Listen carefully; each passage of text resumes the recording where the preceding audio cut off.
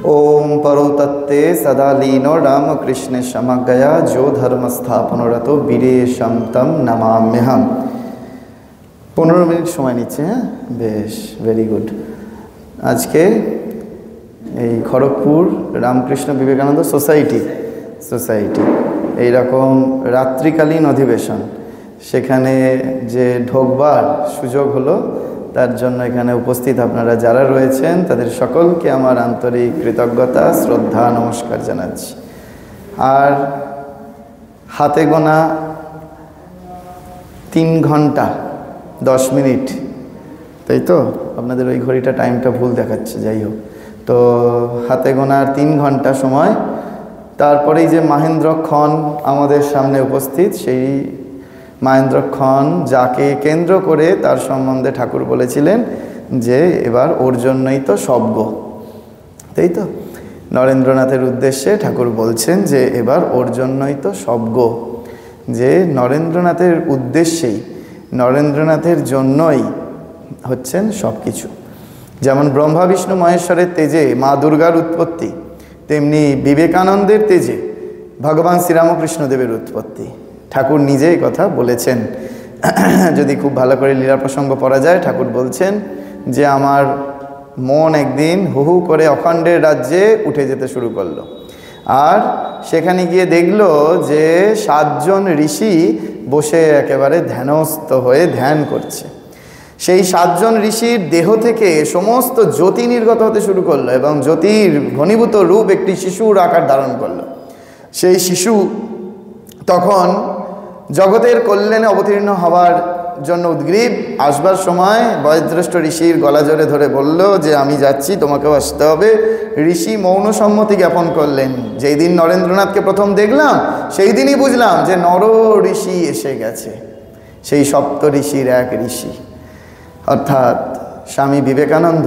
তিনি নিজে বলছেন এক জায়গায় যে অবতারকে সৃষ্টি করাই আমার কাজ, অবতারকে সৃষ্টি করাই হচ্ছে আমার কাজ।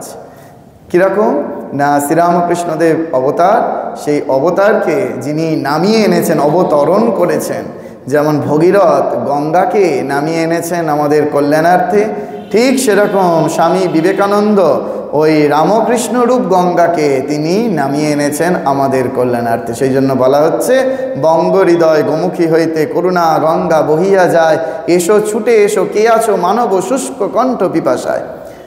পরম পূজ্যপাদ প্রেমেশ মহারাজ বলতেন যে 10 বার রামকৃষ্ণ নাম উচ্চারণ করলে গঙ্গা স্নানের পবিত্রতা হয়। সেই গঙ্গা স্নানের পবিত্রতা যে রামকৃষ্ণ নামে হচ্ছে, সেই রামকৃষ্ণ নামের শক্তি কীরকম সেটা স্বামী বিবেকানন্দ যদি না আসতেন তাহলে আমরা কেউ কিছু বুঝতে পারতাম না। কারণ বিবেকানন্দ সম্বন্ধে শ্রীরামকৃষ্ণদেব বলছেন, তুই আর আমি কি আলাহিদা, দুয়ের এপিট আর ওপিট, আমাকে সম্পূর্ণরূপে বুঝবে একমাত্র নরেন্দ্রনাথ, আর কেউ নয়। এই কথা স্বামীজির উদ্দেশ্যে ঠাকুর বলেছেন। সেই জন্য আমাকে অনেক জায়গায় বক্তৃতা করতে গেলে অনেকে বলে, মহারাজ ঠাকুরের কথাগুলো বড্ড সোজা, কথামৃতের কথাগুলো খুব সোজা সোজা, কিন্তু স্বামীজির কমপ্লিট ওয়ার্ড, স্বামীজির বাণী রচনা কি কঠিন মহারাজ।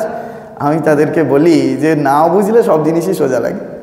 ঠাকুরের দেখুন ছোট্ট গল্প, আপনারা সবাই জানেন হাতিনারায়ণ মাহুত নারায়ণ।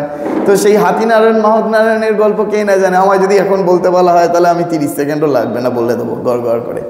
কিন্তু সেই হাতিনারায়ণ মাহুত নারায়ণের গল্পের ব্যাখ্যা স্বয়ং স্বামী বিবেকানন্দ 3 দিন ধরে করেছেন। তারপরে তিনি কমেন্টস করছেন যে ওই ব্যাখ্যাটি করবার পরে বলছেন ঠাকুরের এক একটা কথা নিয়ে বেদ বেদান্ত রচনা করা যায়, ঠাকুরের এক একটা কথা নিয়ে বেদ বেদান্ত রচনা করে। তাহলে বুঝে দেখুন যে আমরা কোন তিমিরে পড়ে আছি, ওই ঠাকুরের কথা বুঝি না, তো সেই জন্য আমাদের কাছে খুব সহজ লাগে। কিন্তু বিবেকানন্দকে ধরে যদি ঠাকুরকে বুঝতে চাওয়া হয়, বিবেকানন্দকে ধরে যদি মাকে বোঝা হয়, তখনই একমাত্র আমরা ঠিক ঠিক করে ঠাকুরকে বুঝতে পারবো, ঠিক ঠিক করে মাকে বুঝতে পারবো, নচেত নয়। কারণ যেই দিন নরেন্দ্রনাথ প্রথম ঠাকুরকে দর্শন করলেন, পরবর্তীকালে গুরুভাইদের চিঠিতে লিখছেন, গুরুভাইদের বললেন যেই দিন তাকে প্রথম দেখলাম সেই দিনই বুঝলাম ভগবানের মুখ বসানো। ভগবানের বাবা বলে যদি কেউ থেকে থাকে শ্রীরামকৃষ্ণদেব, তাই ভগবান ভগবান না, ভগবানের বাবা।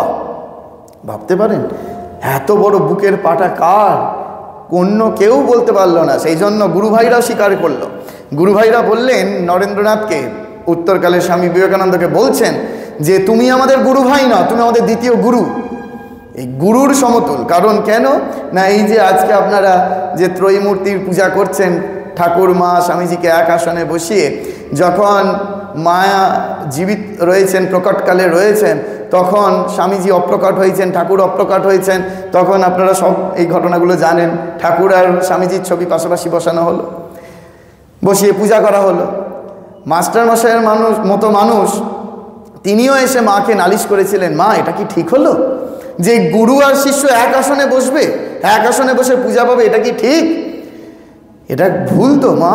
তখন মা না একটা কথার ব্যঞ্জনা করলেন, বললেন ঠিকই তো বাবা, মস্ত বড় ভুল করে ফেলেছে।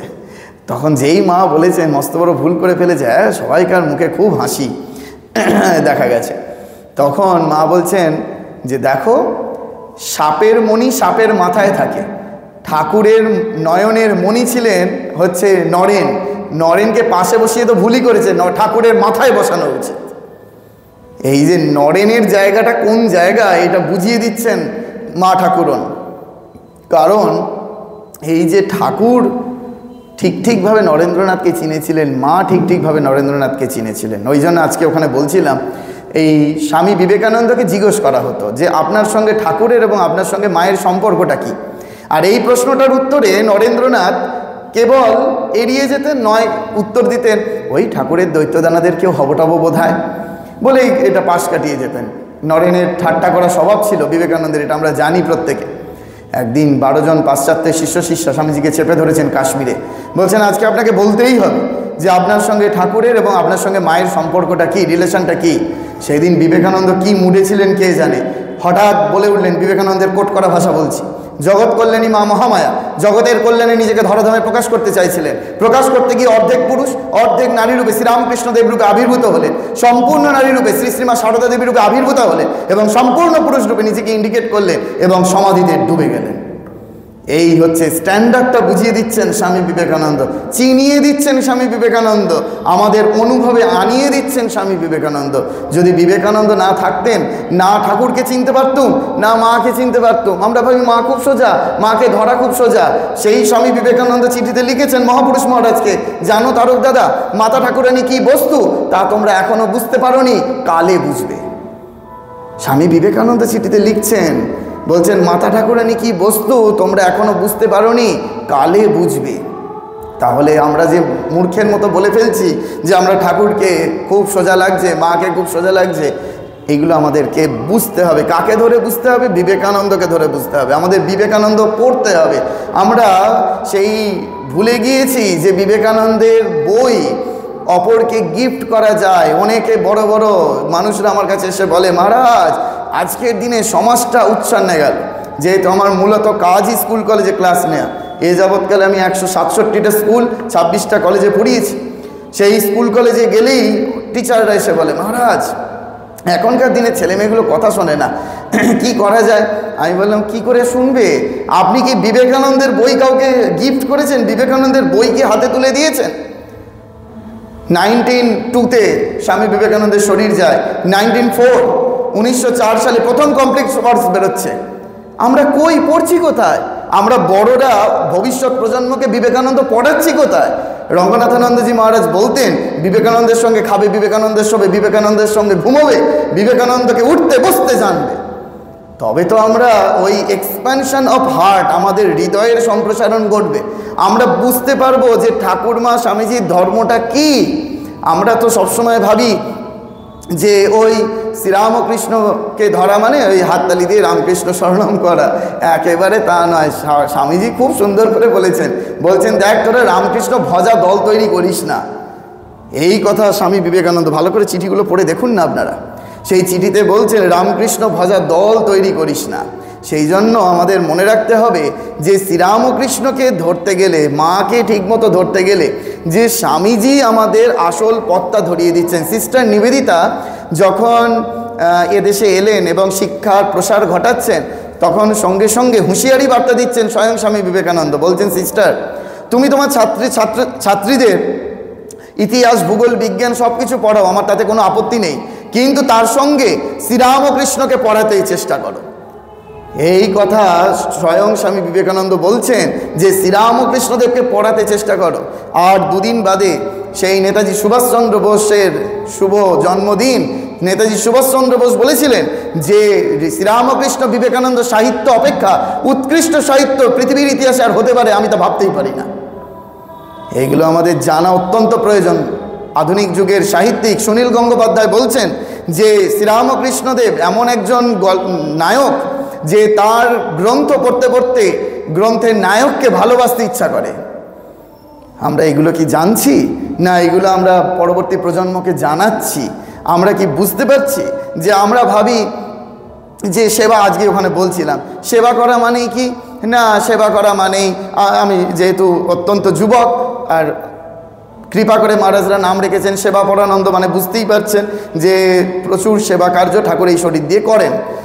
তো সেই বিভিন্ন জায়গায় রাজ্যের বাইরে যখন সেবা করতে যাই তখন আমাকে অনেকে বলে, মহারাজ আপনি তো ইয়ং আছেন, তো আপনি এত জায়গায় ছুটে ছুটে সেবা করতে পারেন, আমাদের তো বাতের ব্যথা ধরেছে, আমাদের বয়স হয়েছে, আমরা কি করে মহারাজ আপনার মতো এত ছুটে সেবা কাজ করব।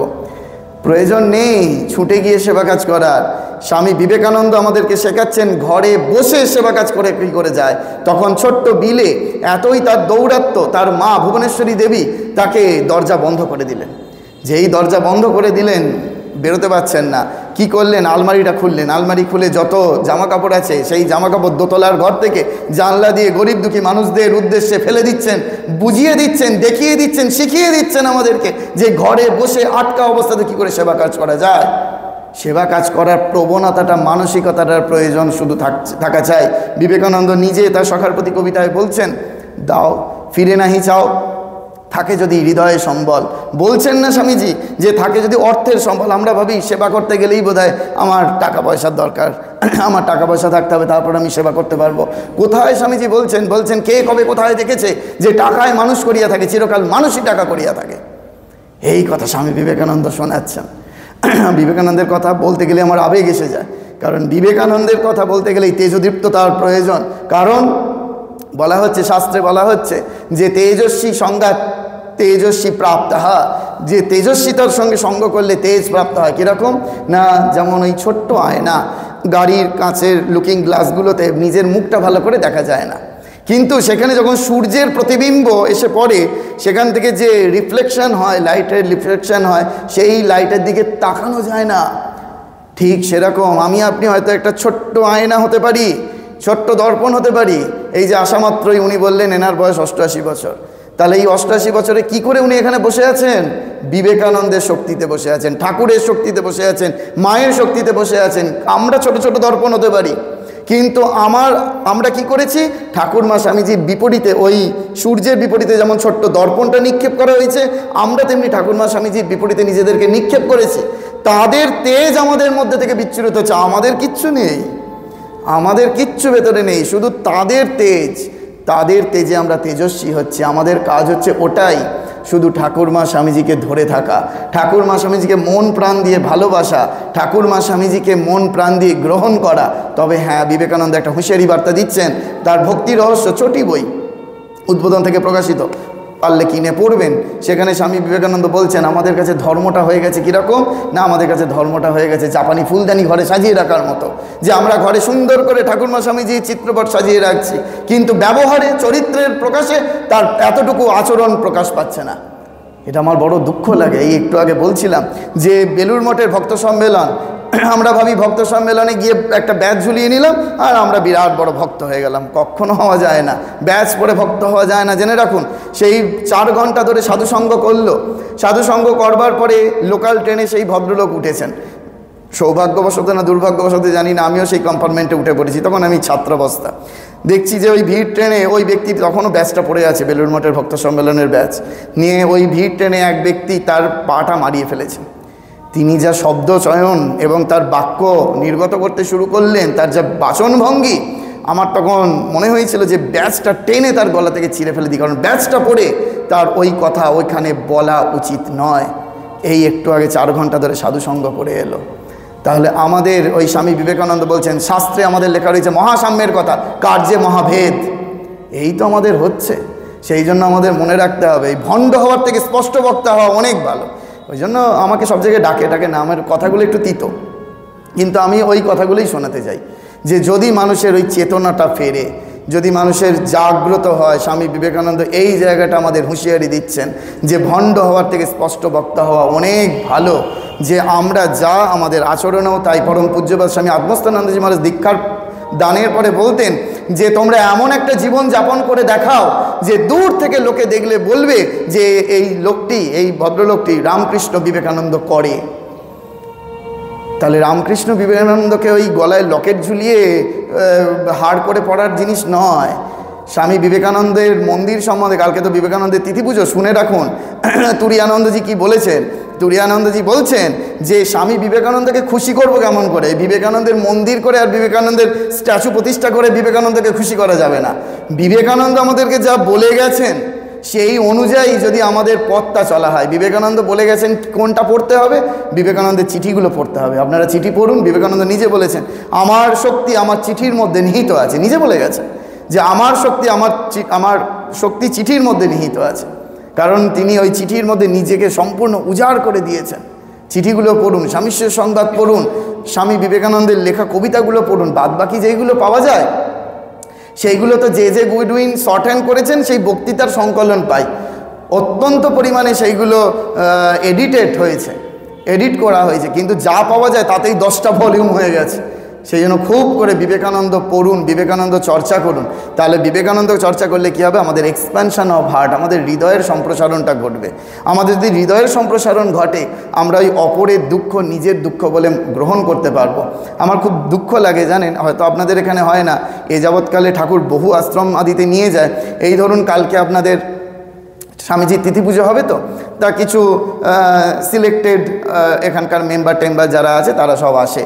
এবার আমি দেখেছি, আপনাদের বলছি এটা মনে করবেন না, কিন্তু সেই আশ্রমের পাশ দিয়ে হয়তো আগন্তুক এক ব্যক্তি যাচ্ছে, সেই ব্যক্তি হয়তো ময়লা আবর্জনা পরিহিত জামা কাপড় পরে রয়েছে, হ্যাঁ, সে হয়তো একটু প্রসাদের জন্য হাত বাড়ালো, তাকে কিন্তু ওই গেস্টদের চেয়ারে বসিয়ে প্রসাদ দেওয়া হবে না, তাকে ওই একটা শাল পাতার মধ্যে প্রসাদ দিয়ে তাকে ওই হাতে দিয়ে বাইরে দিয়ে দেওয়া হবে।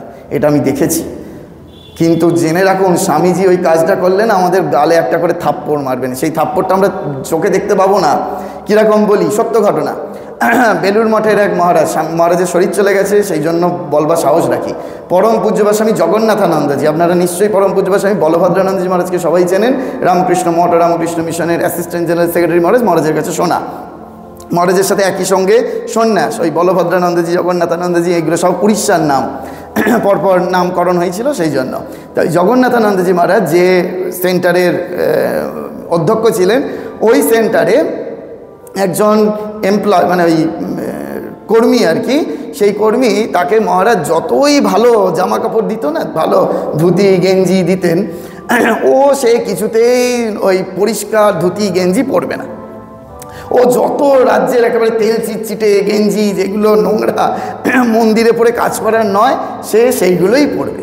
তা একদিন মহারাজ তাকে ডেকেছেন, ডেকে সেই কর্মীকে একটুখানি ধমক দিয়েছেন, বলছেন যে কি গো, তোমাকে রোজ রোজ বলতে হয়, নিয়ে এরকম বলেছেন, হয়তো তোমার মুখ দেখাও খারাপ, ইত্যাদি ইত্যাদি হয়তো বলেছেন।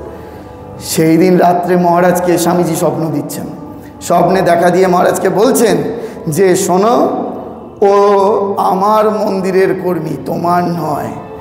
যেই বলা, মহারাজ একেবারে তড়াক করে উঠে পড়ে বুঝতে পেরেছে। পরের দিন সঙ্গে সঙ্গে সেই কর্মীকে ডেকে বলেনি যে স্বামীজি স্বপ্নটা দিয়েছে, কিন্তু তাকে বোঝানোর চেষ্টা করছে, ভাই তুমি আমার কথায় কালকে কোনো রাগটাগ করোনি তো, কিছু করোনি তো? যদি বলতো স্বামীজি স্বপ্ন দিয়েছে, তাহলে আর তাকে দিয়ে কাজ করানো যেত না। তো সেটা বললেন না, কিন্তু তার কাছে একটু ভালো কথা বললেন।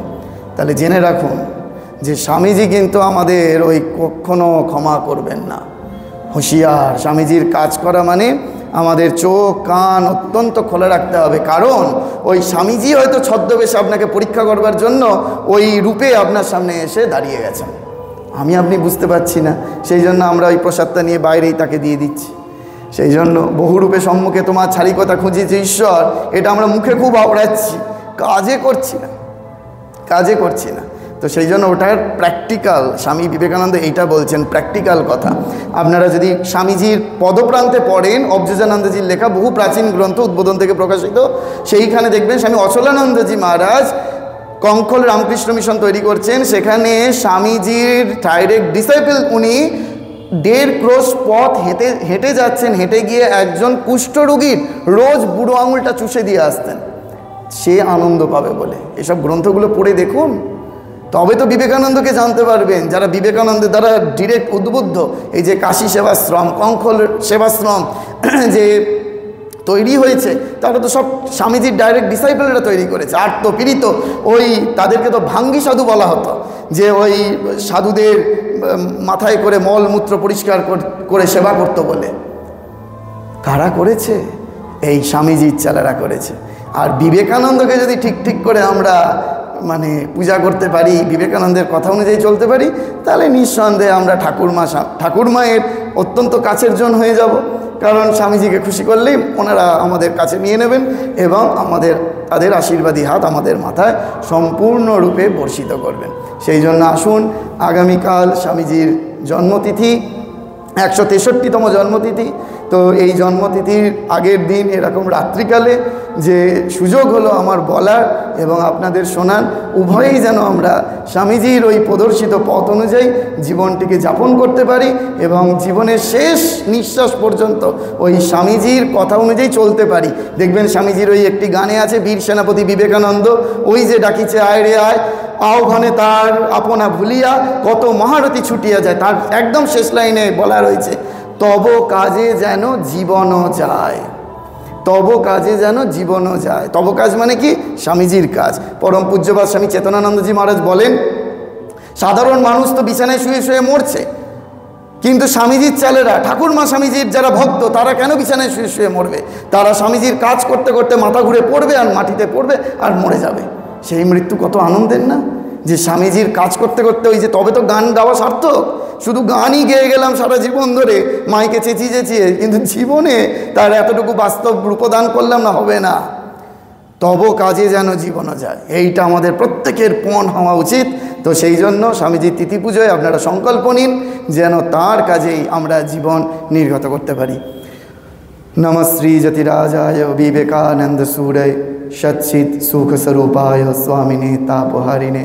ওম শান্তি শান্তি শান্তি। হরি ওম তৎসৎ। শ্রীরামকৃষ্ণার প্রণামস্তু। সকলে ভালো থাকবেন। নমস্কার। খুশি তো আপনারা? হঠাৎ করে 14 গানার মতো আমরা